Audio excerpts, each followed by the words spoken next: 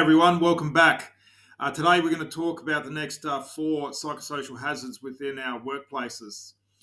Let's get straight into it. The first one I want to chat about is clarity of role. Do your workforce actually understand what their role is within the business? Have you actually explained it to them? Do you see them as a skilled worker, or are they an all rounder? Not just an all rounder, but an all rounder. And they're key people in our business today. They can complete 3 or 4 jobs to a high standard. And with our workplace shortages at the moment, we need more all rounders. Do you see your employee being comfortable enough to actually come and talk to you about their role? What's your relationship like with them? Do you spend the time and actually talk to them and get to know them, their strengths, their weaknesses? Very important that we do that as managers and supervisors. Are they worried about job security? Do we actually exacerbate this as a manager and supervisor with our comments? That's something that we need to look at within ourselves and reflect on whether we actually exacerbate that feeling of job insecurity. And have we communicated any KPIs if your business has those KPIs? They're just a few issues around clarity of role. Very important psychosocial hazard that we need to address. The next one I want to chat about is change management. And this isn't just change management within the business, like for instance, introducing new workplace health and safety procedures, new plant, etc. This is about people's change management within their career. Do they actually know where they're going? Are they stuck at one level? Do you actually do monthly talks with them about how they're going, where they need to improve? So change management is key. Do they have that feeling of career stagnation? Do we as managers and supervisors or business owners exacerbate that feeling for them? The company could be going through a sale, really major area. I've been through a couple of sales, and it has a real effect on people and can affect people's mental health. We need to be really upfront and transparent around the information that gets shared. Obviously, not business in confidence information, but definitely need to be standing on the soapbox and answering questions. Organisational change is another area that will cause concern. So they could be reporting to someone one week and someone else the next week. We need to ensure that change is managed appropriately. Even down to procedures. Procedures changing can cause a lot of anxiety for people. They get used to a procedure and then it gets changed. The lack of communication, empathy, and understanding around change is also an issue with the supervisors, managers. We need to have empathy when there's change being introduced. We need to understand how our workers are feeling, how it's going to affect them.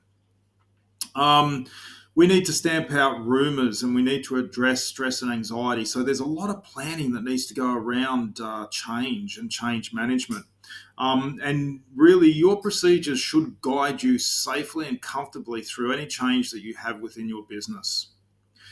The next one is workplace relationships. This is an extremely important psychosocial hazard, and one that I see when I go and do my workplace behaviours workshops that hardly gets addressed.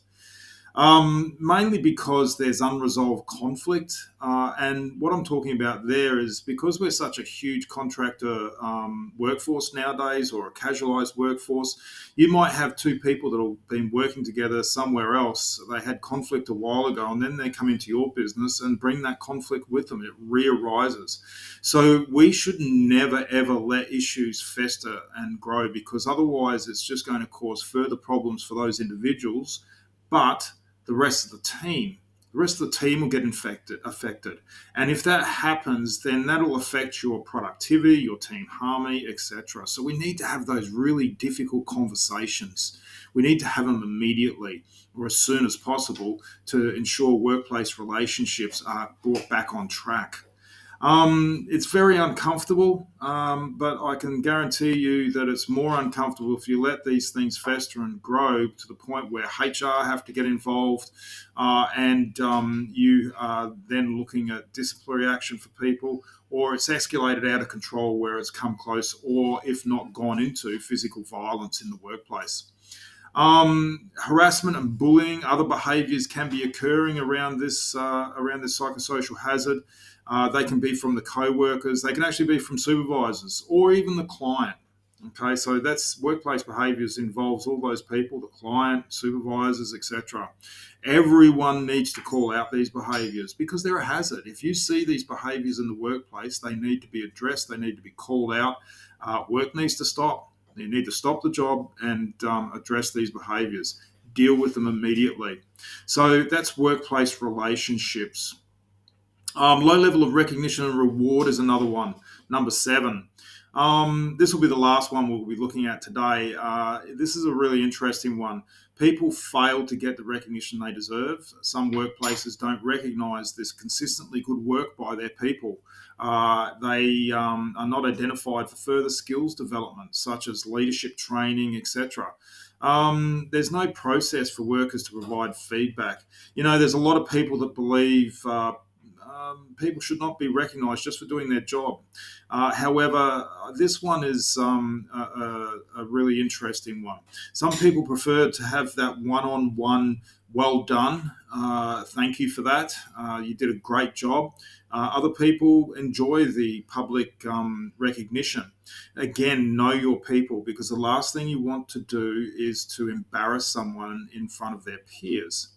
And when I get asked about recognition and reward systems, some companies have a lot of angst about this. And as I say to them, well, why don't you let the workers decide what they want for a reward and recognition system? Because if you do that, you're allowing them to put to you as the PCBU or the company that this is the system that they want.